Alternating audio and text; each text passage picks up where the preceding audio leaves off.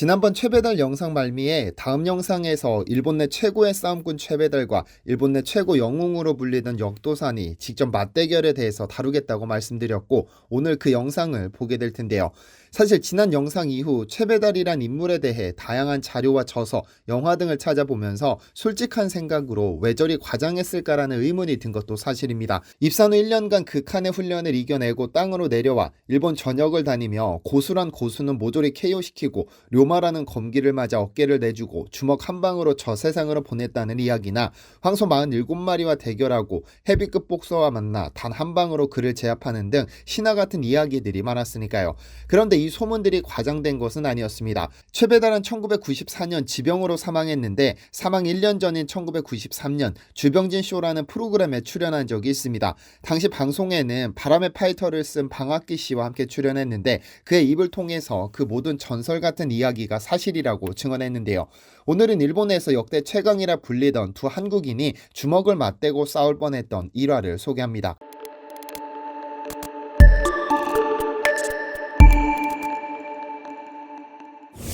안녕하세요, 디스멘털입니다. 최배달은 수십 개를 넘는 일본의 가라데 유파 중 최초로 풀컨택트, 즉 직접 상대방을 가격할 수 있는 타격을 허용함으로써 세계에서 가장 유명해진 극진가라데를 창시한 인물입니다. 1923년 전북 김제에서 태어난 그는 16살에 일본으로 건너간 후 그가 46살이던 1968년 일본으로 귀화했는데, 당시 한국에서는 배신자, 변절자 등등 온갖 입에 담을 수 없는 비난이 쏟아졌습니다.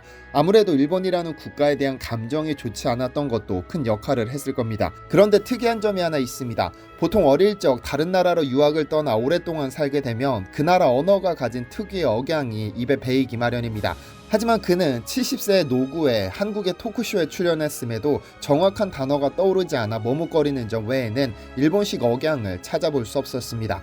어쨌든 그가 변절자라는 소리를 들으면서까지 일본으로 귀화할 수밖에 없었던 이유가 있습니다. 가라데 중 유일하게 실전 격투에 가장 가까운 극진가라데를 창시하고 그의 도장 깨기 일화가 알려지고 황소와 싸워 황소뿔을 자르고 헤비급 복서인 톰 라이스를 KO시키는 등 그의 전설 같은 무용담이 일본에서 화제가 되면서 그에게는 야쿠자와 무술 고수들도 꼼짝도 못하는 남자라는 타이틀을 가진 최고 유명 인사가 됐습니다.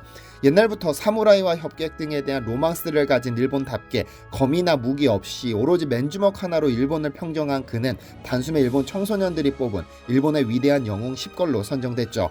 일본 역시도 일본 출신의 영웅이 필요하던 순간에 당시 극진회를 후원하던 사토 에이사쿠 전 일본 총리가 외국인이 우상이 되어서는 곤란하다며 귀화를 요구해왔죠.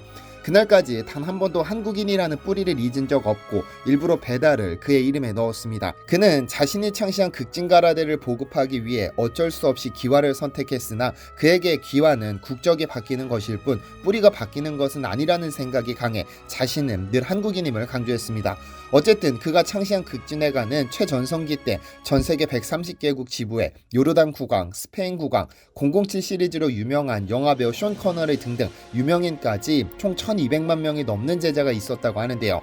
그런데 일본 청소년이 뽑은 위대한 영웅 최배달과 일본 레슬링계의 영웅 역도사는 어떻게 주먹 대결을 펼치게 된 것일까요? 중앙대학교 석사학위 논문 바람의 파이터 최영희의 무도 활동에 관한 연구에서 김영호 저자는 최배달과 역도산의 만남에 대해 자세히 설명하고 있습니다.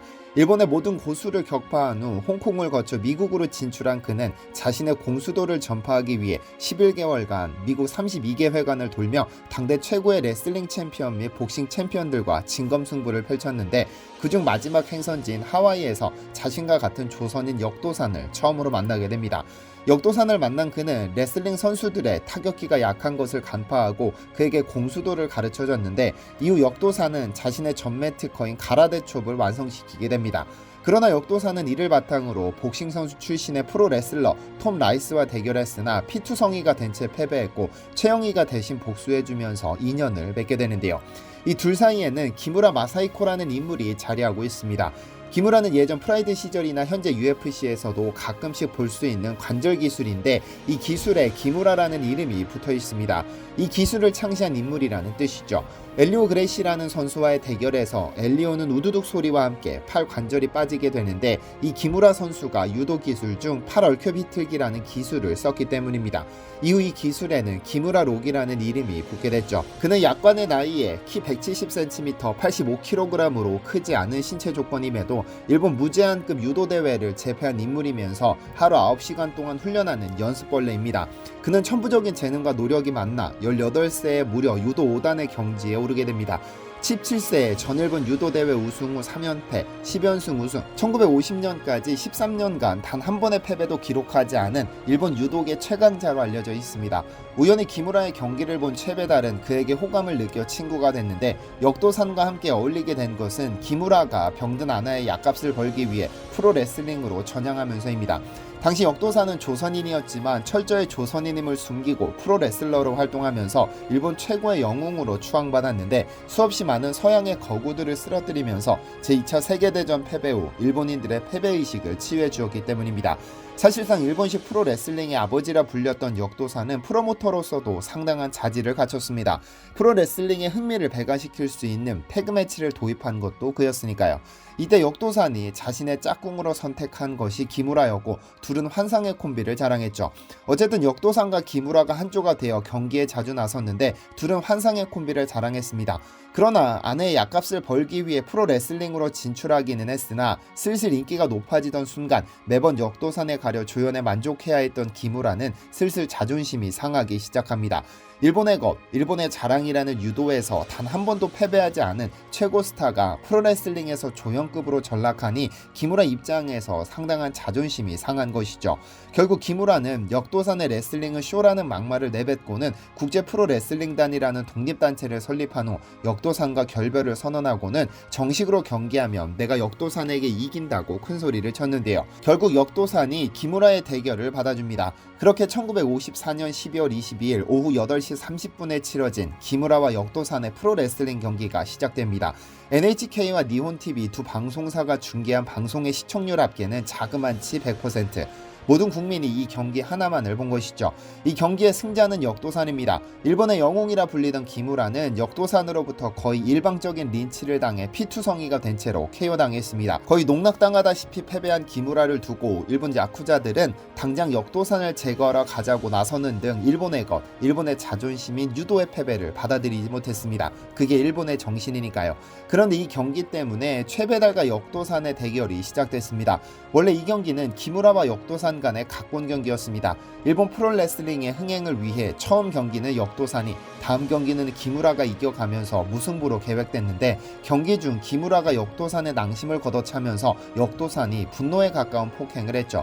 그리고 피투성이가 된 채로 KO당하는 모습을 지켜본 최배달은 즉각 링 위로 뛰어올랐습니다. 그러나 주위에서 좋으나 싫으나 같은 동포인데 일본인들 앞에서 싸워서야 되겠나라면서 만류했고 최배달 역시 이미 시합을 치른 역도산에게 승리해봐야 아무도 인정해주지 않을 것 같아 포기해버렸죠. 그는 각본을 믿고 전혀 무방비 상태로 경기에 임한 기무라를 이렇게 묵사발로 만든 것은 기만행이라고 생각했고 배신이라고 생각했습니다. 한때 호영호재하며 지내던 기무라가 처절하게 주어터지는 모습은 충격적이었을 겁니다. 그리고 지속적으로 역도산에게 정식 도전장을 보냈죠. 하지만 역도산은 최배달의 도전을 받아주지 않았는데 이와 관련해서는 역도산이 최배달을 두려워했다는 것이 정설입니다. 비록 최배달과 직접 겨룬 적은 없지만 하와이에서 자신에게 패배를 안겨준 톰 라이스를 발차기 한 번으로 KO시킨 최배달. 그와의 경기 후 톰 라이스는 턱뼈와 갈비뼈가 부러진 채로 은퇴하고 말았는데 자신은 최배달의 상대가 되지 않을 것이란 두려움이 있었을지도 모릅니다. 어쨌든 포기하지 않고 역도산을 찾아다니던 최배달은 그가 자주 드나드는 나이트클럽에서 기다리길 며칠 뒤 그는 무대 위에서 노래 부르던 역도산을 마주합니다. 그리고는 재빨리 무대로 올라가 그에게 정식으로 도전 의사를 밝혔는데 예기치 않은 최배달의 도전을 받은 그는 마이크를 휘두르며 최배달을 위협했습니다. 일본 레슬링을 만든 장본인이자 영웅으로 추앙받던 그가 쇠파이프로 자신을 위협하는 모습에 큰 실망을 느낀 최배달은 그에게 비겁한 자식이라는 말 한마디 남기고 그대로 나이트클럽을 나와버렸습니다. 그에게 싸울 가치를 느끼지 못한 겁니다. 어쨌든 이후로 역도산은 1960 1968년 도쿄 한 나이트클럽에서 야쿠자와 사소한 말다툼이 폭행으로 이어지면서 복부를 칼에 찔렸습니다. 깊지 않은 상처였기 때문에 간단한 치료로 끝날 줄 알았는데 갑작스러운 화농성 복막염이 원인이 되어 급작스럽게 사망하게 됩니다. 나이 불과 39살에 일본 레슬링의 아버지와도 같은 인물이 사망한 겁니다. 그의 사망에 의료사고라는 의견도 있지만 아직까지는 단지 의혹입니다. 그렇게 역도사는 1968년에 최배달은 1994년에 사망하면서 직접적인 대결을 펼치지는 못했지만 조선인 2명이 한 명은 맨손 격투의 전설로 또 다른 한 명은 일본 레슬링의 최고 영웅으로 꼽히며 활약했다는 점이 흥미롭습니다. 다음 영상에서는 역도산이라는 인물에 대해서도 한번 다루어 보도록 하겠습니다. 시청해주셔서 감사합니다.